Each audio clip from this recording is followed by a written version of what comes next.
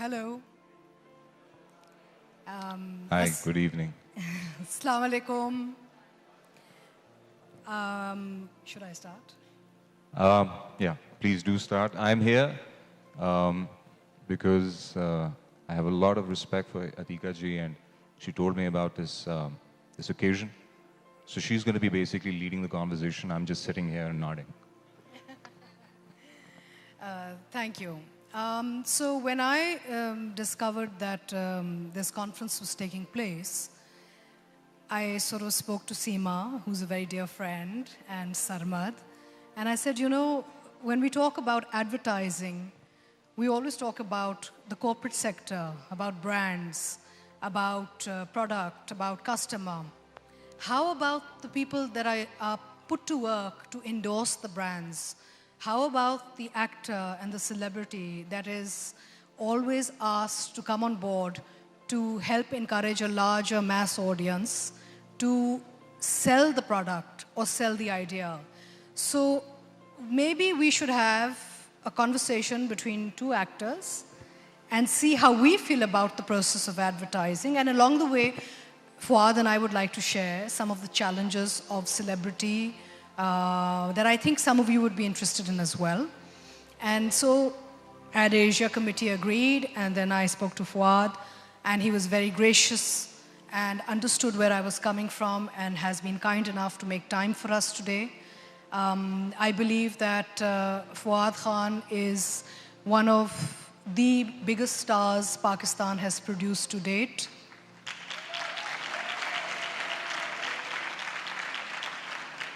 He has crossed borders and boundaries.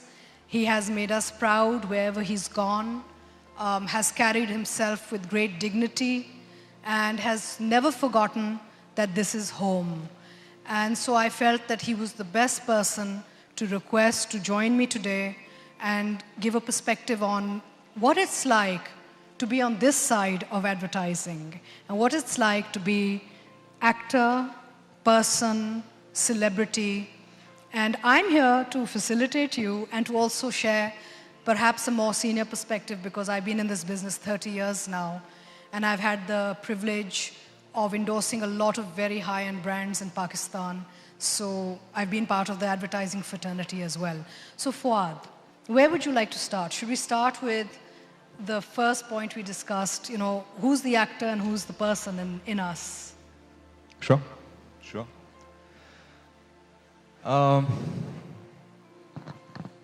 So an actor and a person, I think it's quite self-explanatory.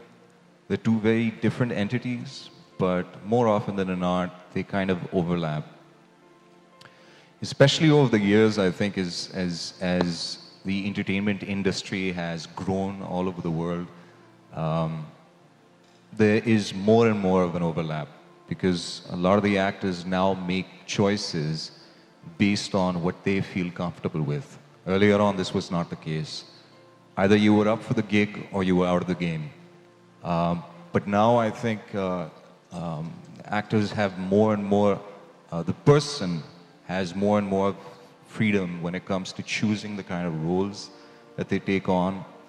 So the line is becoming a little more blurred in a way, and the entity is becoming one, whereas earlier they were two different entities. I am kind of for and against both sides because jitna now people are, you know, coming under scrutiny and speculation and the kind of things that we do, we're now very wary of the choices that we make, because we now feel that entertainment is no more entertainment. It is more of social education, and therefore the kind of roles that we take on reflect the kind of people that we are. And that in itself is the price that you pay as the person who becomes an actor. That's what I feel. I don't know what you think about it. I think you're right, because when I started in this business in the 90s, the environment was very different. I believe that now the younger generation has got a lot more challenges to face because of digital coming into our lives. There's a lot more access to us as people, our private lives. I mean, you can't go anywhere without a selfie being taken now. So I think that the actor and the person are both struggling, because earlier we used to go to a job and then we could very easily go back home and live a regular life. And then the other thing that from this also I would like to navigate towards is when it comes down to even endorsements, like as an artist, and I'd like to hear your perspective on it, because now what's happening is that in the selfie culture, it's like every person wants an endorsement with a selfie with Fawad Khan. And that's a certain kind of advertising too. It's like people are just coming and taking pictures so that they can actually be seen, or they can get more followers on Instagram or digital or whatever, because they have a picture with Fawad or Atiqa or whatever. So in a weird kind of way, we've started endorsing everyday life now. It's not just about brands anymore. It's really about, if we walk into a room, we're going to have to start taking pictures with everybody, and they're going to be using us as an endorsement, right? You mean to say it's less about branding and more about co-branding now? Because I think each and every individual in the audience themselves is a brand now. I kind of forgot to mention that I feel now that the conventional celebrity doesn't exist anymore. All of you are celebrities. Because with... Hold on to the clap. I don't think you want to applaud yourself for that one yet. Because with that comes there's a very different understanding of what a celebrity can do now. And that is a very dangerous tool. It can definitely change the outcomes in very different ways. So essentially, I think that everyone has become an actor, has become a celebrity. And when this is a phenomenon which is more of a 21st century phenomenon. Now brands associate with individuals rather than just one star who is worshipped by so many other people. So that in a way has given a voice, but also put a burden on the shoulders of everyone about what they say and how they associate with not just products out there, with ideas. So, yeah, all of you guys are actors, and I think, I don't know, maybe I'm wrong, but when you're on social media, do you feel that you live another personality? If any of you guys feel that, you can raise your hand. If you don't feel that, are you living another personality when you're on social media, when you're out there? So I think you, with the years to come, are going to feel more and more of that same pressure that I think we're going to discuss as we go along in the conversation, and that is a bit of a catch-22. That's what I feel. It's a good point, because becoming famous or becoming public property it's a double-edged sword. It's what brings you in more money, you get more endorsements, you get more advertisers wanting to hire you. But along with it, you also get a lot more pressure, because there's so much responsibility involved. I don't know about you, but I have, in all the years that I've ever endorsed a product, been very particular about what I'm selling to the public, because, we always get all those sort of herbal drinks and housing schemes and all kinds of things. We're like, okay, tell me your credibility, because I'm going to go out there and speak to millions of people and say, aap ye cheez khareedein, but I don't know what I'm selling. So I've always had like indemnity clauses and very stringent, very strict contracts when I endorse certain things, because I'm very particular, and I'm sure you are, about not misleading our public, because that is why you and I are hired. We're hired to tell the larger public that a particular drink or a particular house or a particular car will be really nice for them. And what if it doesn't turn out nice for them? I don't know. Well, I sort of disagree with that, because conventional products they're more of a choice of lifestyle. Always remember, and this is something that I've always stuck by, and I stand by it as well. When you watch an advertisement and you make a choice, that's your personal choice. That's not anyone else's choice. So and this is where it has become a bit difficult, because there's certain products out there in the market that a lot of people have a lot of debate about, that these are unethical products. The thing with that is that if you have an informed decision about it, that's your decision. That's not anyone else's decision. it does open up a very big debate as to what is right and what is wrong. But then the definition of right and wrong when it comes to conventional products or lifestyles is changing massively all over the world. So as a celebrity or as a person, you are celebrities as well. When you make a choice for a product, it is your choice. No one is forcing you. And that is what advertising is all about. It's just putting out information, and if it attracts you, you buy it. Yes, there are ethics of advertising involved, which are informed decisions when it comes to a product, whether sugar is good for you or it's bad for you.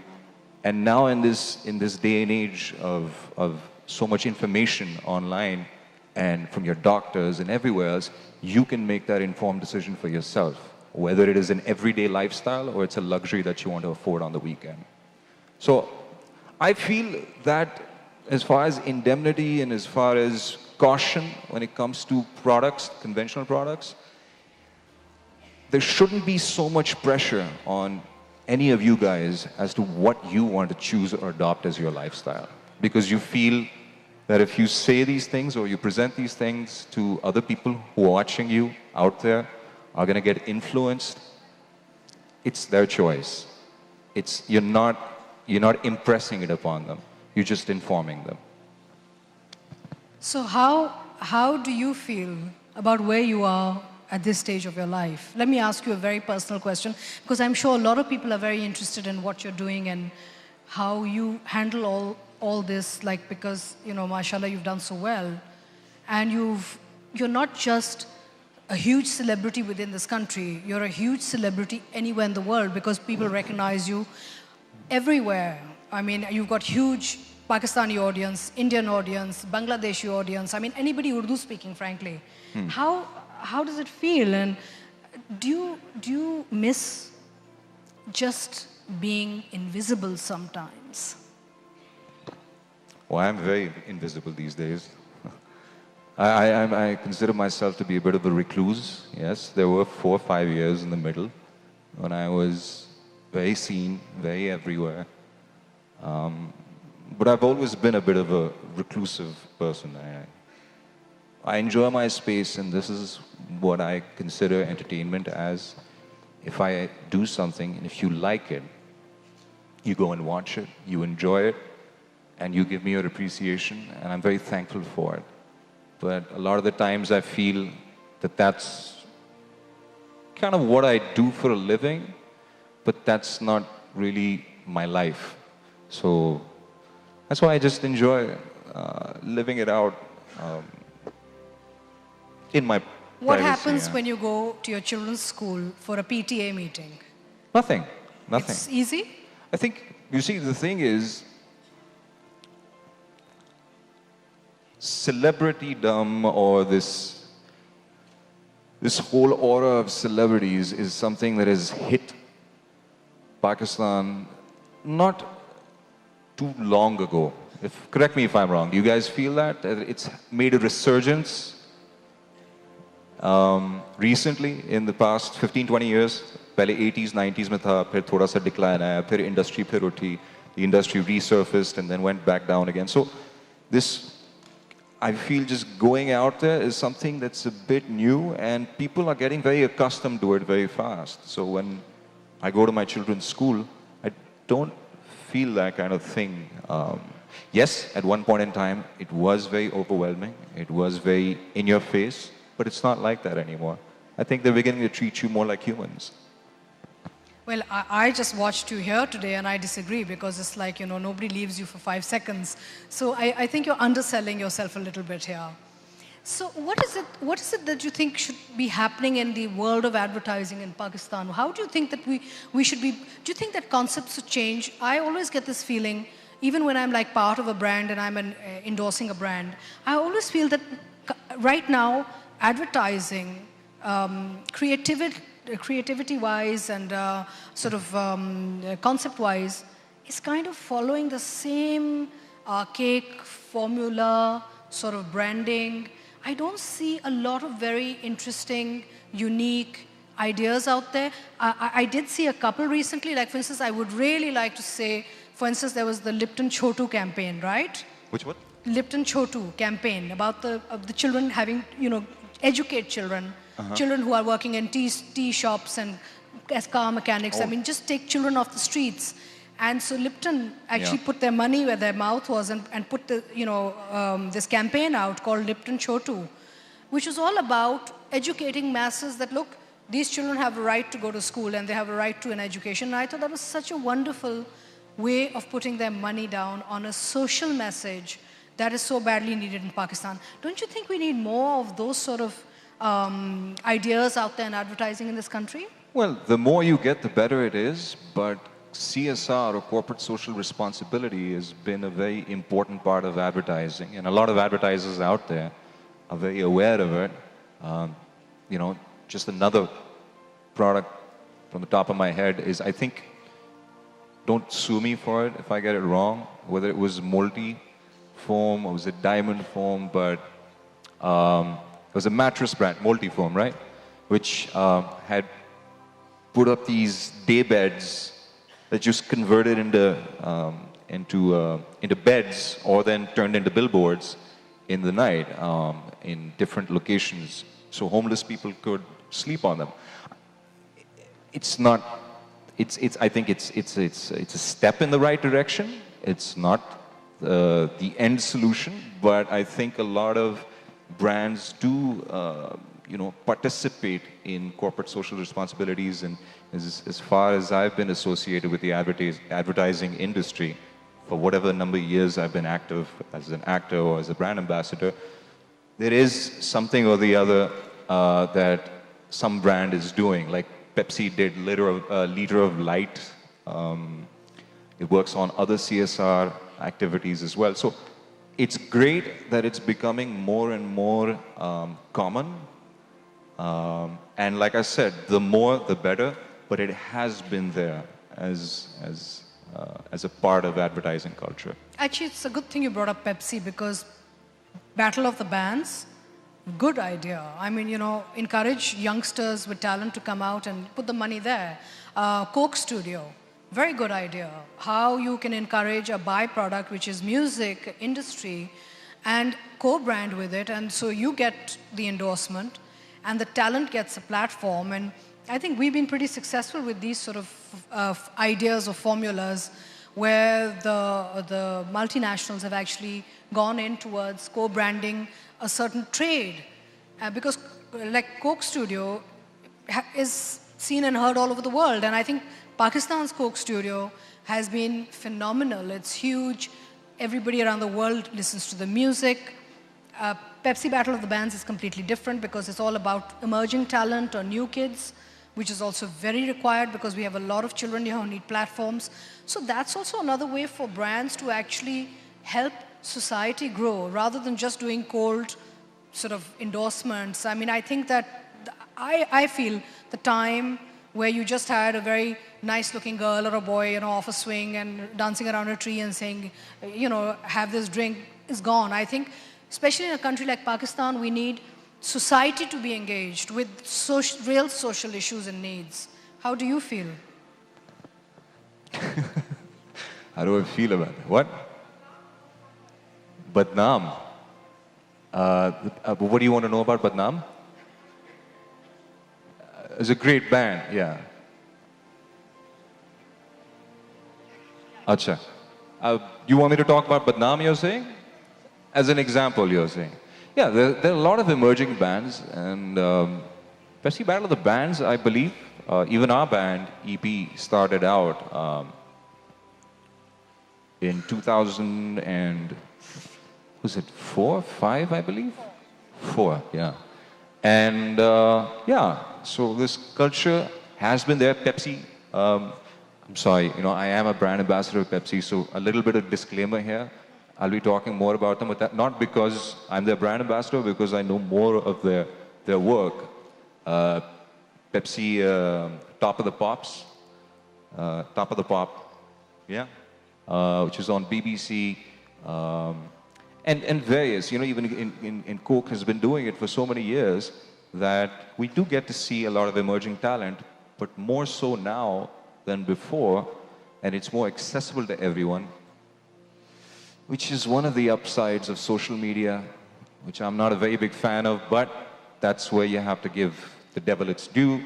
It has given a lot of exposure to a lot of unexplored talent out there, and now brands are also jumping on that bandwagon, which is a great thing. It's the natural evolution. So yeah, I'm all for it. I think it's great. A lot of people get an opportunity to put out their talent and for the world to see, and I think that's the essence of communicating so massively all around the world, because that's the active exchange of ideas, the somewhat positive exchange of ideas that I look forward to. And yeah, a lot of brands are becoming a part of it. How do you feel about brand placement within the television or film screen? The more subtly done, the better. Huh? The more subtly done, the better. But then the client doesn't like it. You see, the client's like, nay, nay, nay, you've got to hold this in your hand. I mean, then the celebrity also sort of has to have an opinion on this, You see, the thing is that it depends on how willing you are to integrate that brand in the first place. Are you just wanting to take a financial advantage off of them? Because when you do that, then you're mixing two mediums which have a different purpose. The reason why I say subtle, when you present it as more as a norm or a way of life, you know, for example, there's a billboard of a brand in the back, or just, you know, like a chai shop, and there's just a small print on the front of it, somewhere in the background. That for me is relatively more subtle than actually putting down tea bags right dead in front in the screen in your face, which is screaming out to the public that please, when you go outside and take a break, do come back with this tea. And that, I think, is, for me, is a bit more of a dishonest marriage. No offense to people who do that, it's their choice. But for me, I feel that the more subtle, the better. If you show it as something that we've grown up with, as a way of life, as certain things, you know, certain items that you consume every day, and the way they are. I mean, like, when you come out for breakfast in the morning. So subtle placement. Sorry?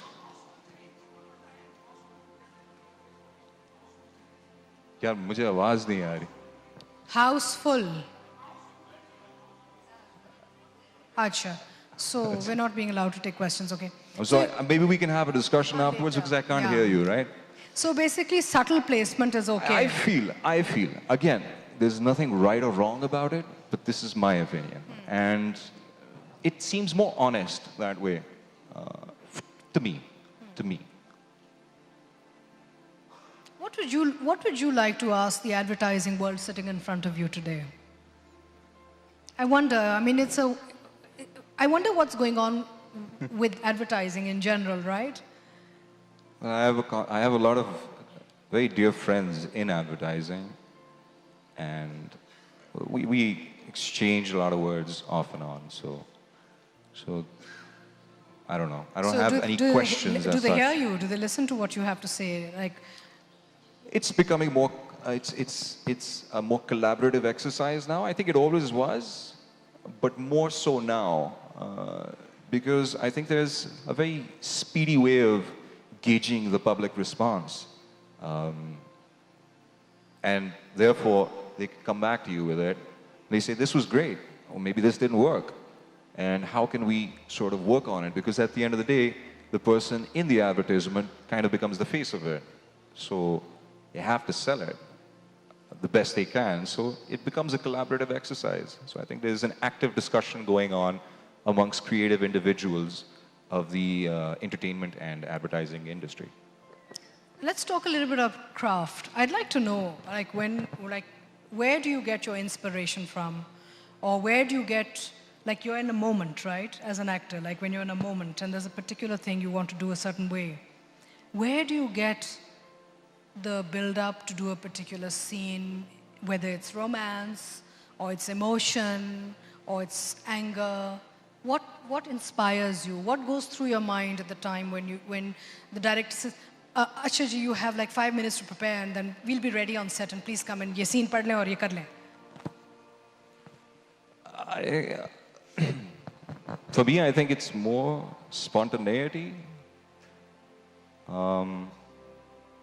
Because there's a lot of schools of acting out there, you know, amongst which they say method acting, ek school of thought hai. The theater brings, you know, English and American cinema have very two distinct flavors, so does European cinema. And a lot of the times when you're growing up and you're getting to learn about these things, you get influenced by them. But when it comes to you yourself participating in it, I think for me over the years it's become more about spontaneity.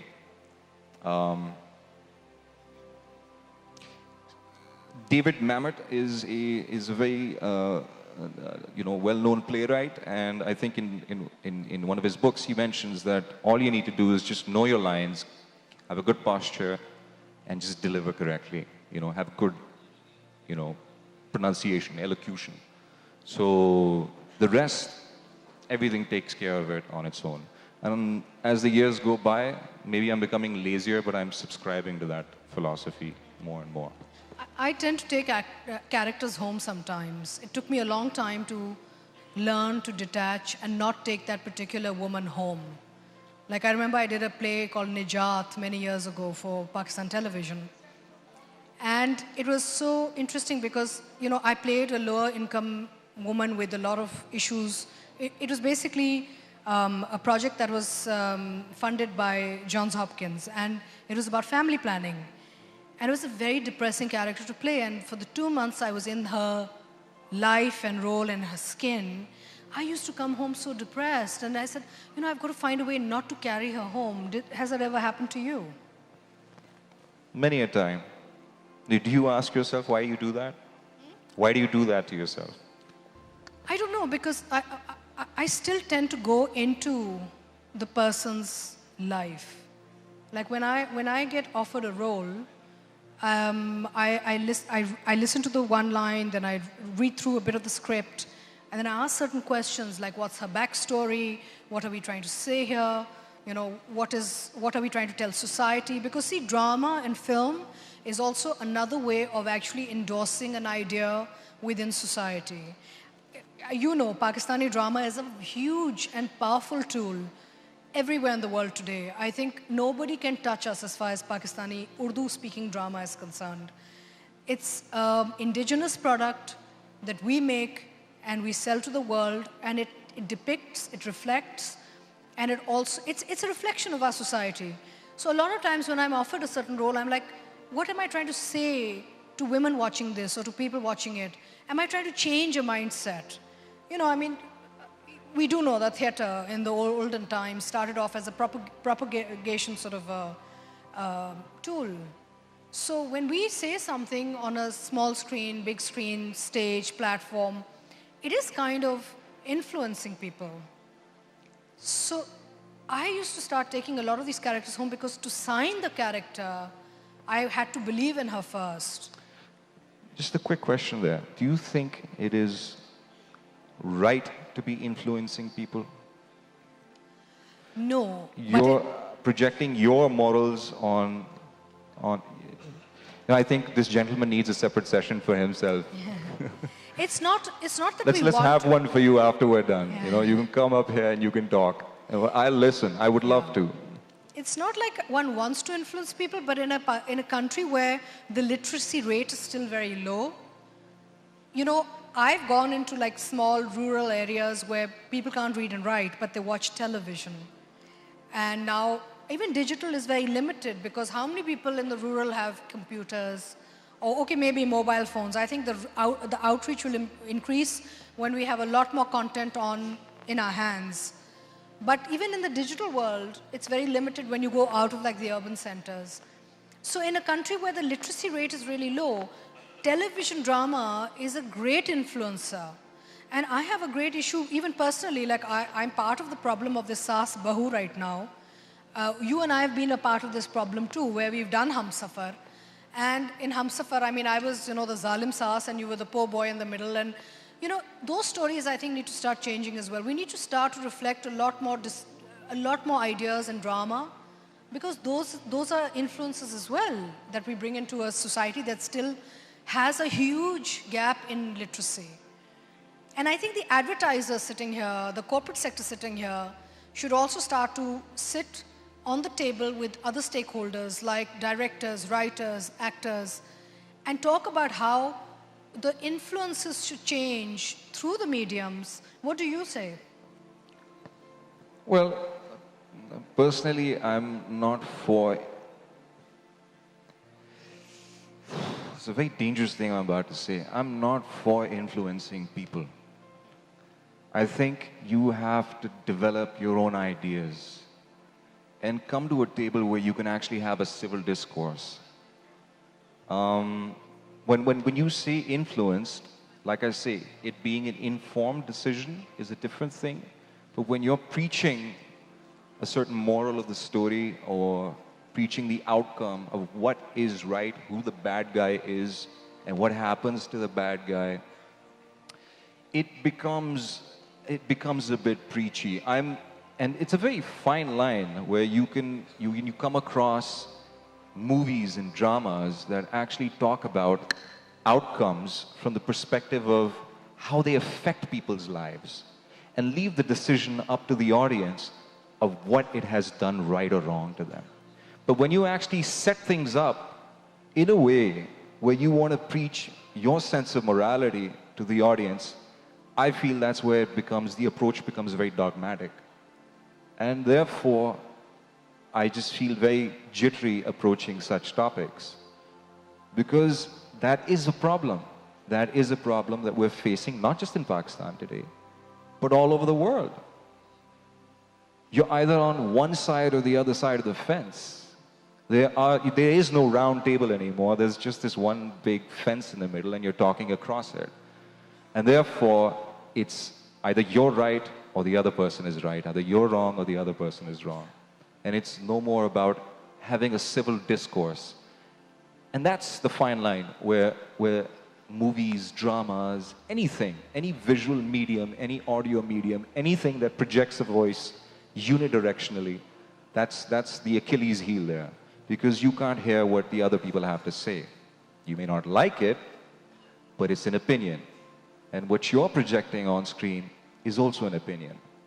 And that's why I feel you have to be that's why you have to be very careful in what you're saying and how you're saying it. And that's why I was talking to you about this, is it a good thing? Is it a bad thing? A lot of the time, the guilt that comes with the character that you play, it somehow becomes imbibed in you, it becomes a part of you. And then to wash it off, it takes years and years and years. And then you realize after many years, oh, what I just thought was maybe not so right.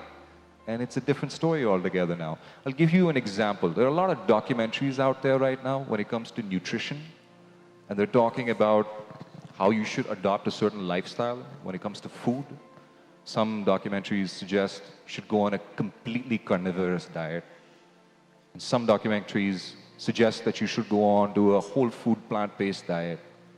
What are the merits and demerits of it? You do not know. There are a couple of doctors on there who are endorsing it, but does it suit your lifestyle? That you're not informed about. And we being so gullible or susceptible or impressionable, we immediately just latch on to that idea because we want a better life.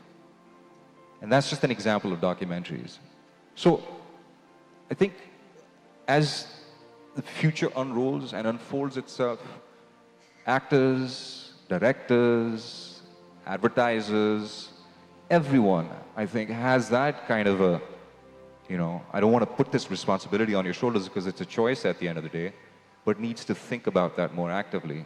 Because the decision that you make or an idea that you want to propagate could just be completely against someone sitting right next to you.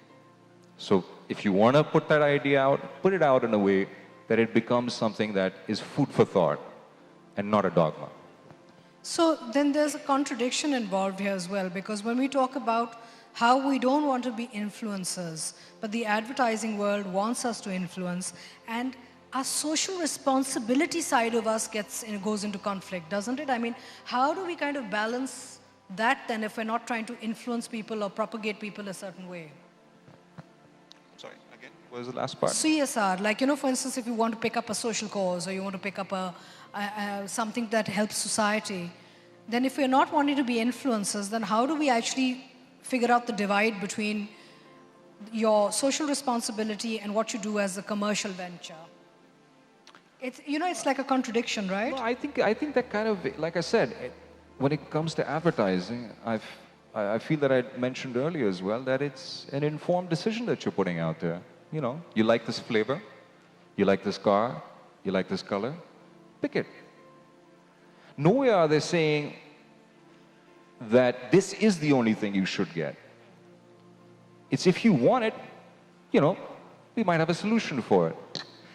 The ethics of advertising, I feel, are somewhere where it's a very tricky area, because if you want to inform the audience about it, about what you're selling, and what all it does good and what it does bad, if it does anything bad, that information you don't relay in your advertisement, which is somewhat out there and now understood. When I gave an example about overconsumption of sugar, people know that. Nowhere are they saying, oh, this is just great for your health. And that's where I think the ethics of advertising count. And most of the advertising out there, I think, is fairly innocuous. I think it's fairly driven by consumer choice. You can choose what you want. You can buy what you want. That's what I feel. So, I'd like to share with you why I became an actor. And I'd like to ask why you chose to become an actor. I became an actor. I chose because it paid well, frankly speaking. Okay, so you chose That's the for only the reason money. why I became an actor. So at least you're honest. I actually became an actor by default. I was in the beauty business and I was offered something and I did it and I enjoyed it. And years later I realized I enjoy being an actor because for me it's like a self-help therapy session. It's like everything I can't say or do in real life, I can go in front of a camera and do. Like I could cry my heart out. I could scream my lungs off. I mean, it was just incredibly therapeutic. Do you ever feel like it's great therapy being an actor? Yeah, I think you're in a more special position, a more entitled position of therapy, but I feel that's kind of what every profession is about, or not. In every profession, you want to reach the top of the ladder. And as an actor, you also want to do the same. And in the process, whatever you do is somewhat of a catharsis. Sometimes you control yourselves. I don't know about you, but as an actor, a lot of the times, I'm like, okay, maybe here I have to draw the line. I have to listen to the other person and act according to that. It can't be just me. And that's why it's a collaborative exercise. And I feel, every profession, in a way, is a therapy and is an opportunity for everyone to basically step up and go up. And that's what the aspiration or the ambition of everyone is. In actors, you get rewarded for it much more quickly. And as far as the therapy angle is concerned, it can be therapeutic, but like I said, if you take on something that is, if it's more than you can chew, then it can have some really bad consequences. And we've seen that in a lot of actors, here, across the border, around the world, where it's just taken a bit of a bad turn. Maybe it was their personal depression, or maybe it was something that just triggered something inside them, that role. So, yeah, it's two ways, I feel. It's a double-edged sword. It can cut you, or it can cut whatever's bothering you. So if a brand came to you and offered you loads and loads of money, but you didn't really believe in the product, would you say yes or no? How much money? No, I feel, no, there is a line that you draw. I mean, maybe you guys don't want to believe me about that. That's your choice. Yes, but there are certain products, if for whatever reason, for whatever frame of mind I'm in at that time, I choose not to engage in it. No amount of money changes it. No realistic amount of money changes it. So I'm different. I'm like, I think I'm more emotionally driven than commercially. Like, I have a problem. I'm a bad money manager. And I'm like, no, nahi, mujhe aapke paise nahi chahiye. I don't believe in what you're selling here. So I need to change. I need to become a little more, maybe, Well, with yeah, it. because it's an industry now. Yeah. Entertainment is an industry. Yeah. It always has been. I'm still stuck in old The school. patron is paying you for it. So yeah, you have to treat it like a business. Otherwise, if you want to become a Puritan and you just want to kick money all out of the entire equation, then yeah, that's the purest form of art, where you just put it out there and you expect nothing for it in return. I don't think I've ever told you this. It's really sweet. I was in Bombay at a conference a few years back, and I think you were shooting Kapoor and Sons at the time. And I stopped. I was in the car and I was looking for directions. And I had the driver stop, and I rolled down my window. There were two ladies walking by, and I said, "Excuse me, I'm looking for a certain place. Can you please tell me where to go?" And they're like, "Aren't you Fawad Khan's mother?" And I'm like, "Gigi, yes, I'm Fawad Khan's mother. Can you give me the directions now?" And like, "Oh my God, my life is over completely." That's very But that sweet was of so you. lovely. I was so happy to. You had such a huge following. I'm so proud of you as an actor, as a fellow artist, as a Pakistani. I really wish there were more like you in our country. I wish there was more. I think you really have vision, because it's not easy to.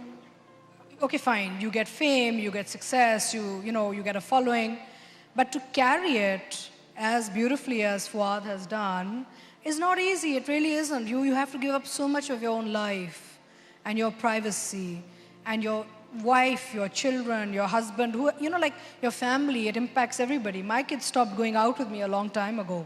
They go, "Ammi, we're not going out." No, it is not worth it. We'll come home, you come to us, and if we do go somewhere, we'll book a private space so that we get privacy.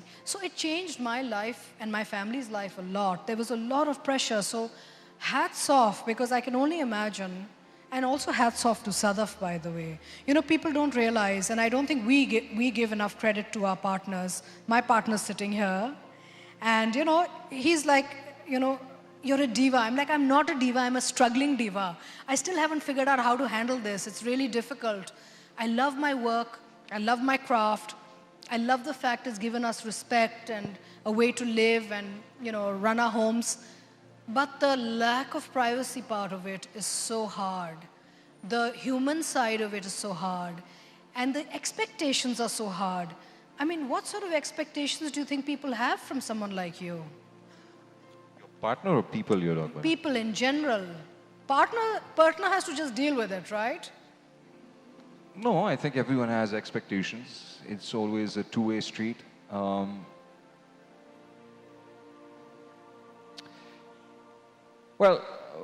Because you're shy. Because I'm not so much in touch. First of all, you know what? I'd like to thank you for such a wonderful compliment. There are many more, much more talented people. I'm not being humble. I'm being very honest. Than me in Pakistan. Much more well-spoken. I think I'm a very ill-informed and disconnected person, and all that I'm saying right now is purely observational. And yes, I'm being a bit humble and modest. But thank you so much for that. And I would like to return the compliment by saying that, the first time that Atiqa ji and I worked together was on this serial called Humsafar, years and years ago. And I had a bit of a fanboy moment.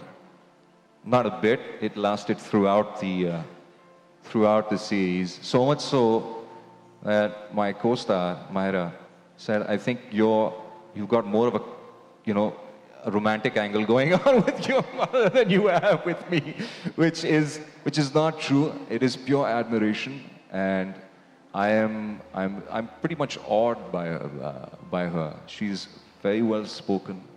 She has substance, and I owe it to people like that that have encouraged this generation or my generation of actors to step into this industry, because it was a bit of a stigma earlier on, you know. Being an actor, you know, interesting enough, backstage she was saying that the time when she stepped into the industry, people would say, oh, so you're an actor. What else do you do? Do you like work at the bank? Or do you have a business? And I can completely relate to that. I mean, she'll tell you better. But this happened to me once as well. It happened to me on, you know, outside this restaurant or parking area where someone came up and said, we really like your work. So what else do you do? You know? And I was like, no, this is all I do. No, no, no. What else do you do? Do you like work? And that kind of was a wake-up call for me. It sounded a bit insulting, you know? I was like, it pays me well. It pays my bills. I take care of my, you know, I try my best to take care of my responsibilities. And it is a 9 to 5. In fact, it's not a 9 to 5. It's more of a 9 to 9. Like you're working sometimes 24 hours a day. Obviously, it has its perks and it has its advantages. But I think we really owe it to this generation of actors who brought and who kind of built the industry or laid the foundation where it became more of a daily wages kind of a thing into a full-blown professional industry.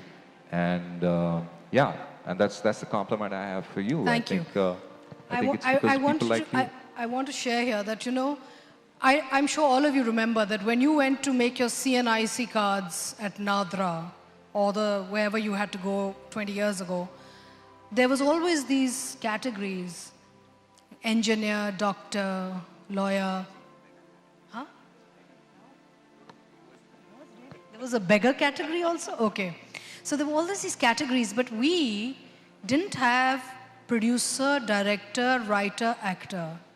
And we fought really hard as a community that, hang on, I'm not a doctor, I'm not a lawyer, I'm not a banker, I'm an actor. I need actor on my CNIC. And I'm so happy that I have lived to see that we have actor, director, producer, writer, everything on a CNIC today, which didn't exist.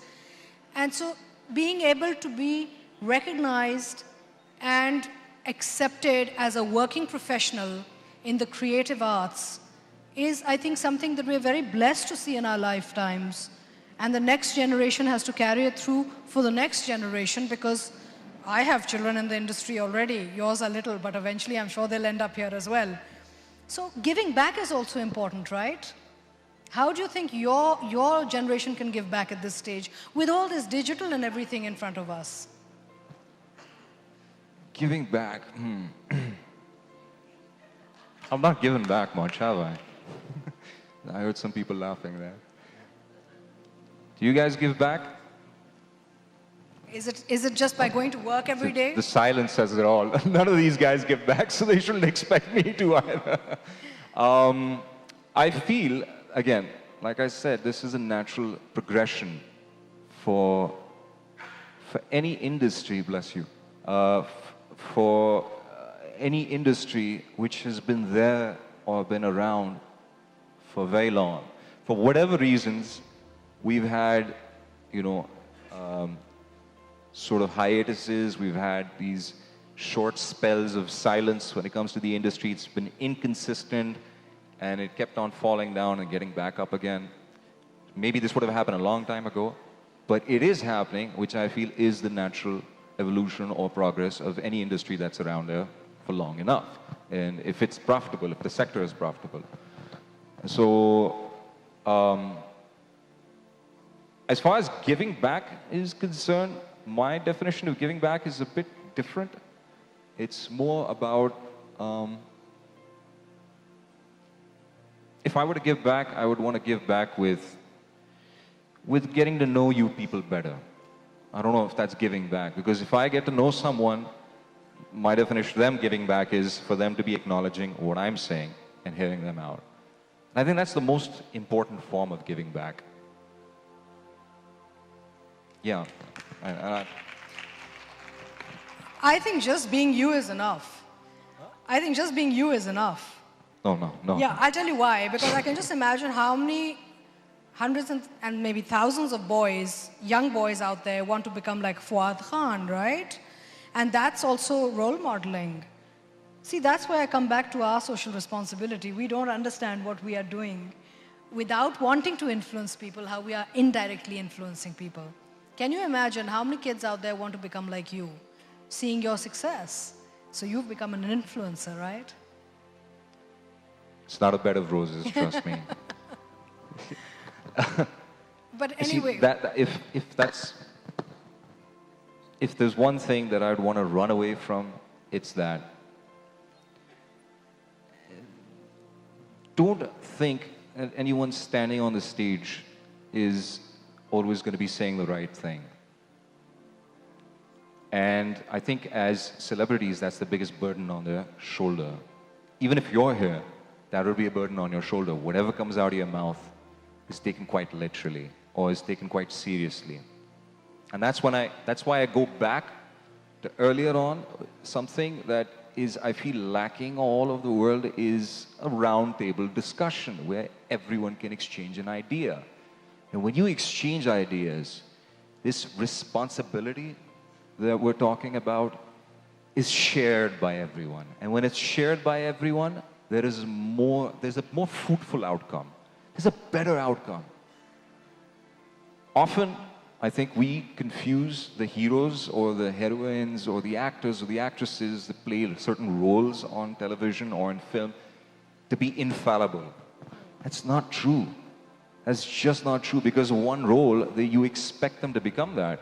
After Humsafar, that's exactly what I was, literally, you know. And I grew tired of it very fast, because everywhere it was like, Ji, Assalamu alaikum. Ji, wa alaikum assalam. I couldn't be myself. Maybe that's not the person I am. And that kind of influencing, I feel, in my opinion, is something we need to get rid of very fast. We need to know each other more as, you know, the unadulterated versions of ourselves, rather than just propping up something for a nice selfie or an Instagram video or a tweet. Because that's not who you are. In most of the cases, that's not who you are. And I don't know about you, I don't know, but I feel that is somewhat dishonest. So when you open that floor up to people, to be able to have that conversation, that responsibility that you're talking about is shared, and you get more of a result much faster and a much shorter turnaround time, because every time the experiment might not be successful, but you can move on. Whereas when one person is treated like, given a godlike status for years and years and years, and everything that comes out of their mouths is like etched in stone, it takes a longer time to be like, oh, you know, he may have said the wrong thing. He's only human. Let's turn around. So I think it's been a good session. Are you happy? What? Are you happy? With what? With our session. Well, I'm happy. I don't know if you guys are bored. And I just would like to add that the reason why we have conducted the session in English is for our foreign friends that are visiting. Otherwise, Fawad and I would have conversed more in Urdu. And I'm saying that for the press that's in the hall today, because I don't want us to be criticized later कि सारी बात अंग्रेजी में कर दी, उर्दू में कुछ बोला नहीं, है ना? क्योंकि our prime language is Urdu, and that is our prime audience, is an Urdu-speaking audience around the world, which we are very proud of. So thank you all very much. I hope that we have shared some insight into our lives. I do hope that advertising looks at language as more of a global phenomena, because people like us sitting here who speak a certain language reach out to an Urdu-speaking audience all over the world, and not just within Pakistan. So we're delighted to be here, and I am very proud and humbled that we were part of AdAsia, and well done the entire team of AdAsia for bringing it back to Pakistan. Sarmad, Javed Jabbar Saab, everybody, thank you so much. I think it's a great contribution to this country, and we are always going to be around to support you all. Thank you. Thank you. Thank you.